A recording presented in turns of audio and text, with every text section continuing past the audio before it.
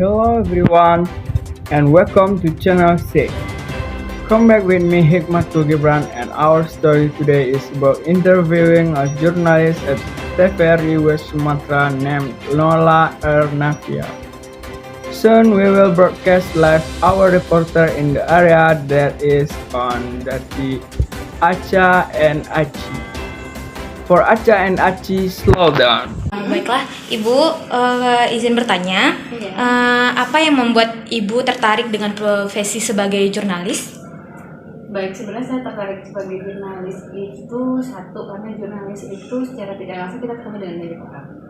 Ya, ketemu dengan banyak orang, kita dari situ kita bisa belajar bagaimana sifat seseorang, karakter seseorang. Dan satu lagi, jurnalis juga kegiatannya itu kan mencari berita. Secara tidak langsung kita berusaha mencari kebenaran dari sebuah berita. Nah, selain itu kita juga kayaknya lebih paham, lebih unggul dikit dibandingkan masyarakat yang lain. Jadi ketika kita mencari berita, kita mencari kebenarannya, kita juga jadi lebih tahu sedikit tentang apa itu informasi yang ingin kita gali.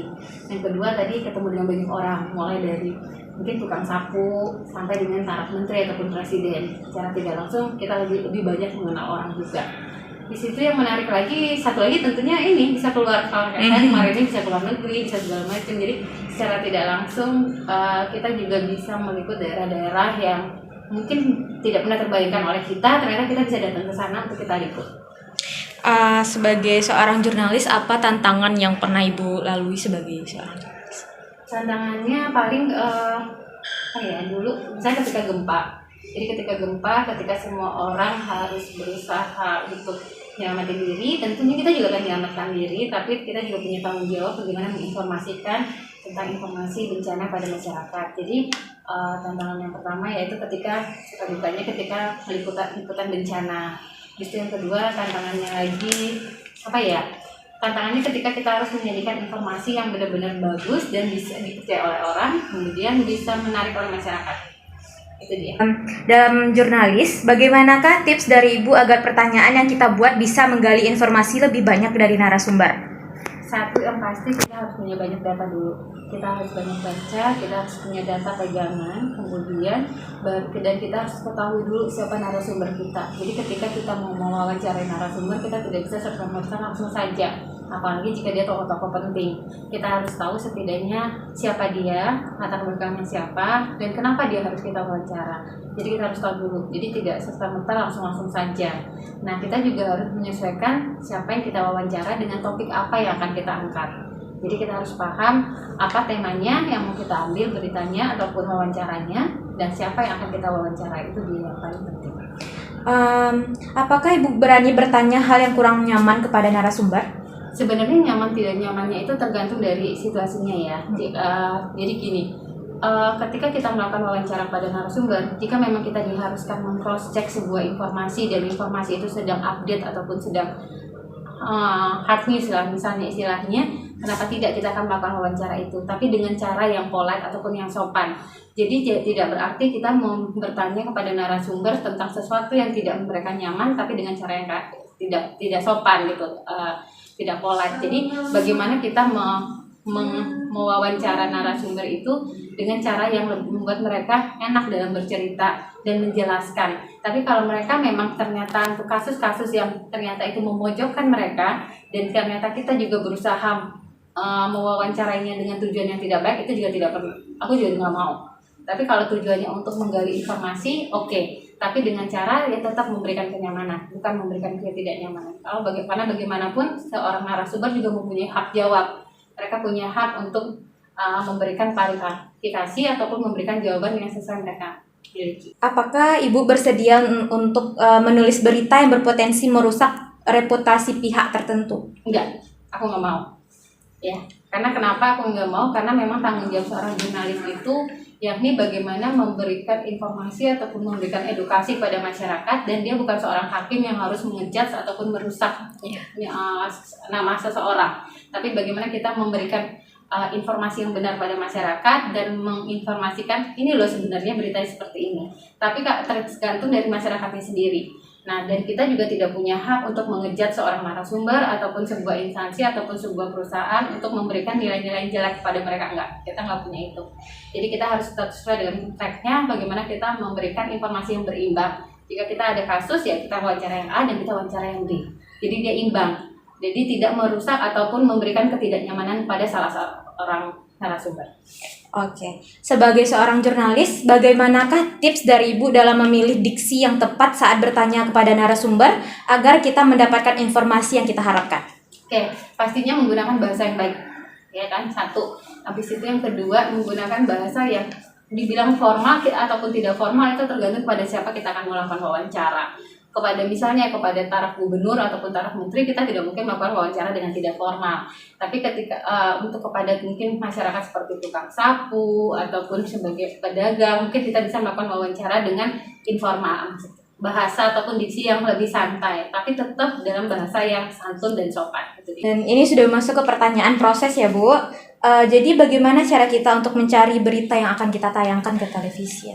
Baik, sebenarnya kalau untuk mencari berita, satu, kita harus update dengan informasi. Misalnya kayak sekarang minggu ini lagi seperti minggu lalu itu lagi hangatnya tentang di Sumatera Barat tentang kasus temuan gagal ginjal akut. Jadi kita juga di nasional kasus gagal ginjal akut juga lagi menjadi bahan perbincangan, sehingga di daerah pun kita juga wajib menginformasikan seperti apa perkembangan kasus gagal ginjal akut di daerah dan bagaimana cara pemerintah daerah mengantisipasi penyebaran gagal ginjal akut.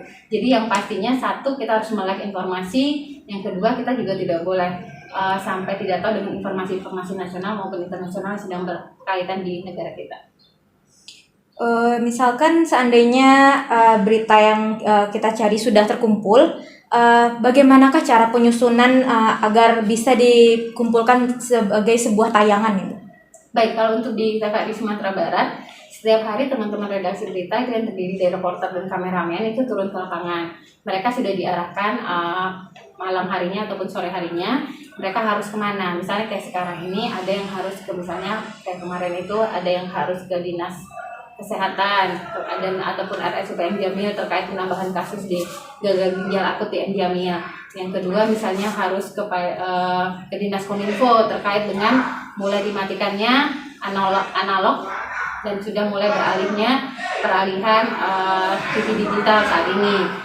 Nah, jadi teman-teman sudah diberikan tanggung jawab untuk kemana dan kemana. Nah, kemudian ketika mereka melakukan liputan terkait hal itu, mereka akan pulang ke kantor sekitar jam 12. Mereka akan buat naskahnya sampai sekitar jam 2 ataupun setengah 3. Kemudian nanti akan diperiksa oleh editor in chief-nya atau redaktur kepalanya.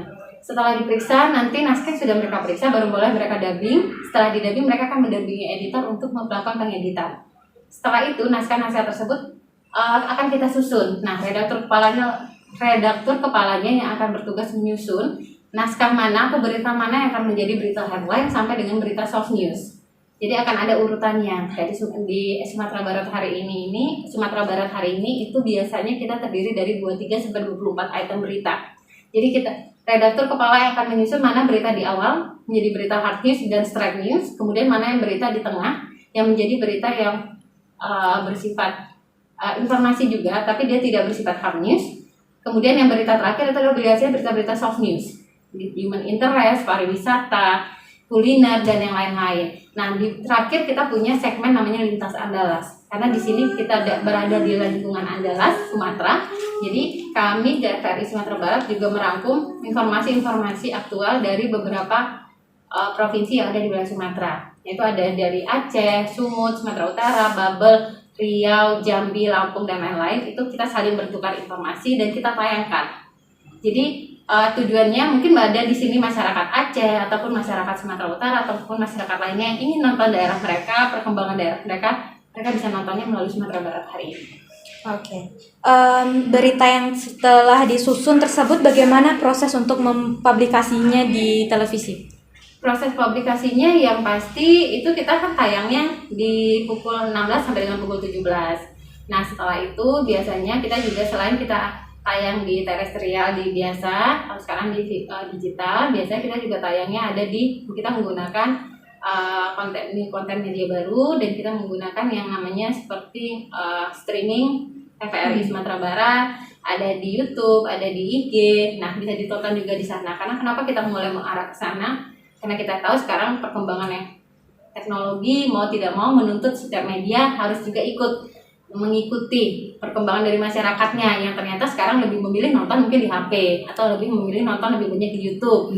Nah, kita juga harus mengikuti itu, makanya kita juga membuat sebuah publikasinya dalam bentuk publikasi di YouTube dan di Facebook serta IG. Jadi masyarakat bisa tidak harus langsung nonton di televisi, tapi juga bisa nonton walaupun dengan HP. Oke, terima kasih Bu sudah bersedia untuk menjadi narasumber kami pada siang hari ini. Here are some videos of the news coverage room on the TVRI station.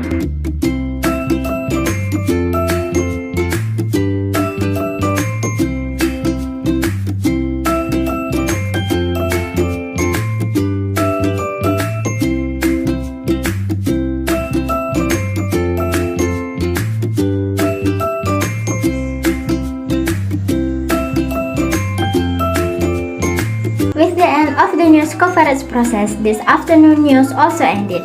I, Kairinisa, as the host of the event with my colleague Arsy Hermanita and Hikmatul Gibran said thank you so much. Good afternoon. Wassalamualaikum warahmatullahi wabarakatuh.